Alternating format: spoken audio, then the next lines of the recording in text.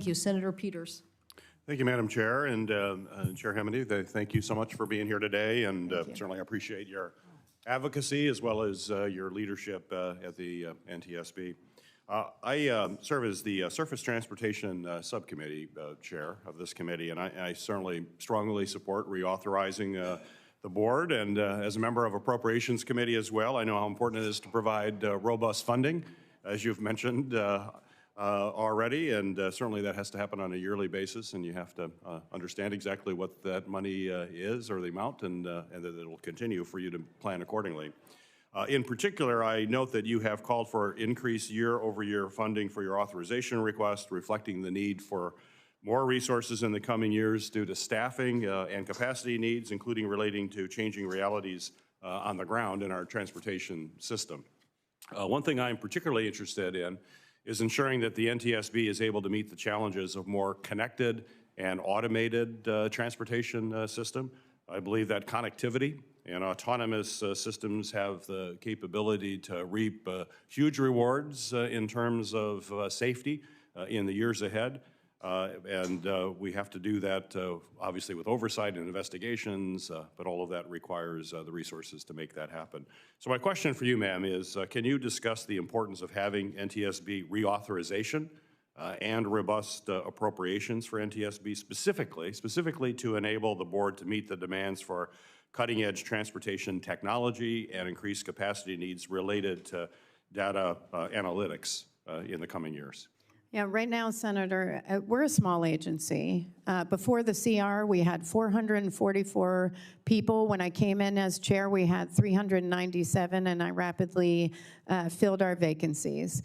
As a result of the CR, we have a hiring freeze, and we've gone down to 429. We cannot bring another person in.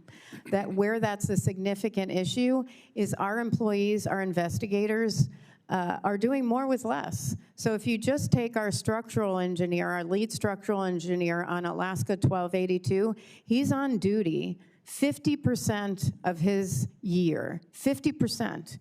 He has one trainee right now, but it will take her, she's excellent, but it will take her 1 to 3 years of training just to handle a major on her own. So we need the people, not just in order to do the work and do the work well. We also need the people to make sure that we have timely investigations, which I think Congress and the American public deserve. I was able to work with our team to reduce the backlog that we had of investigations over 2 years. Those were almost 500 over 2 years when I took over as chair. We hit 0 on October 1st. We're in a CR situation, having gone down significantly, I think pretty significantly on our aviation team. We're back up 15 over 2 years. This is the direct result, not to mention the fact that I'm making daily choices with our team on how do we deal with $14 million of requests internally for needs on training, for needs on new lab equipment, which is at the end of its useful life, or, you know, do I fund because before I became chair, our entire electrical AV and streaming system in our public boardroom, which provides information to the public when we hold a public board meeting. How do I get that information out if that equipment isn't working? I ask, you know, we have put out feelers for how much that will cost to replace, and I get back between $1 and $2.5 million. Do I invest in that to make sure the public can watch our board meetings, or do I invest in training that our people need, or do I invest in our people? These are the tough choices we have to make every single day. We are looking at these numbers every single day and very cognizant. The NTSB is the world standard when it comes to investigating accidents, crashes, and other events. We need to remain the gold standard, and the way we do that is through investment, not starving us. And so we appreciate your support. I will tell you, without reauthorization, what happens is We don't have a number out there, so appropriators say, well, you don't have a number, we'll come up with a number. I personally went to OMB, went to the White House and said, I need 145. I need 150 for FY25. I personally did that because that is what we need to do for the agency. But if we don't have those numbers and we don't have an authorization, people just pick what they think is right, but it's not what we need. With that said, I very much appreciate the 140. It is a significant increase above where we are right now, but in the authorization bill in the Senate authorization bill for the following 4 years, it leaves it at 145 for each year. We need to increase that over time. The flat funding would hurt us. Very good. Thank you. Thank you, Madam Chair. Senator Vance. Thank you, Madam Chair, and thanks, Chair Hamady, for being here and for all your work. I know a lot of folks have focused on the Alaska Airlines questions. I want to focus on the train derailment in East Palestine. And specifically, Madam Chair, I want to focus on this question of whether the controlled burn was actually necessary in East Palestine. To sort of recap for folks, the mushroom cloud, the chemical mushroom cloud that sort of captured headlines across the country was the result of a controlled burn. And what those of us who are sort of focused on this issue were told is that if you hadn't done the controlled burn, there would have been an uncontrolled explosion because the situation on the ground was just incredibly chaotic and dynamic. You had to do the controlled burn to prevent the uncontrolled explosion. And your team has done a very good job. I commend you and your team on actually looking into whether this was necessary. And you'll forgive me for requesting brief answers to questions because I have a lot of them, and I just want to walk through in detail what you folks have found. This is based on public reporting that me and my team have gone through. So February 3rd, 2023 derailment of the train. Is it true that Norfolk Southern's contractors monitored temperatures on one of the chemical tank cars from the afternoon of February 5th into the afternoon of February 6th, which is when the controlled burn happened, and communicated their initial readings to Oxyvinyls, the shippers in charge of the vinyl chloride cars? That's accurate, Senator. Is it true that these readings indicated an initial temperature of 135 degrees Fahrenheit at 4 p.m. on February 5th, which eventually declined to 126 degrees Fahrenheit at 9:30 a.m. on February 6th, at which point it stabilized? That's correct, Senator. It was stabilized well before the vent and burn, many hours before.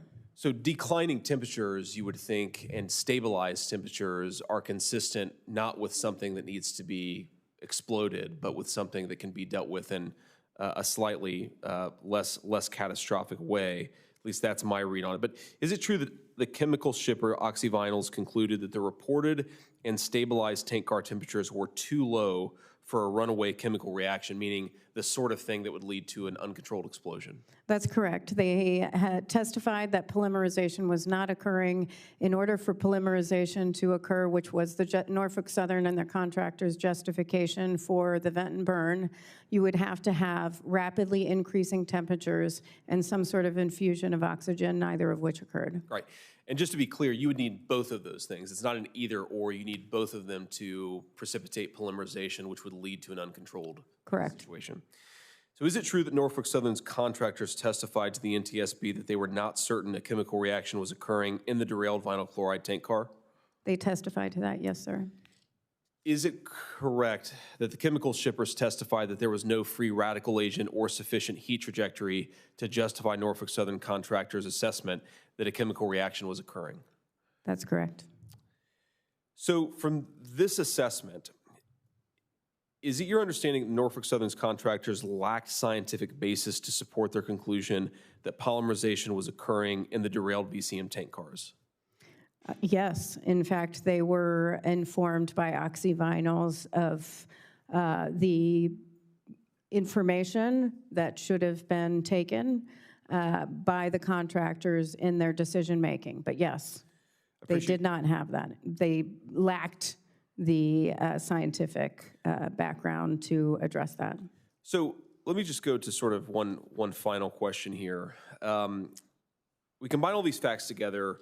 Your reporting thus far concludes that Norfolk Southern's contractors' recommendation to conduct a controlled burn lacked sufficient scientific basis disregarded available temperature data, and contradicted expert feedback from the shipping firm on site. Now, this was all told to the decision makers on the ground that they had to make a decision in less than 13 minutes to blow up all 5 of these toxic chemical cars without any other voices being included to offer a contrary opinion. Is that right? That's correct. So, again, I appreciate your work on this, but just to sort of summarize, this is an extraordinary finding. We were told effectively that there were 2 bad options, the controlled burn or the uncontrolled explosion. And it seems, based on the data that we have, that there was not a ton of reason to do the uncontrolled burn. And that, of course, is what spread toxic chemicals all over this community and the surrounding region.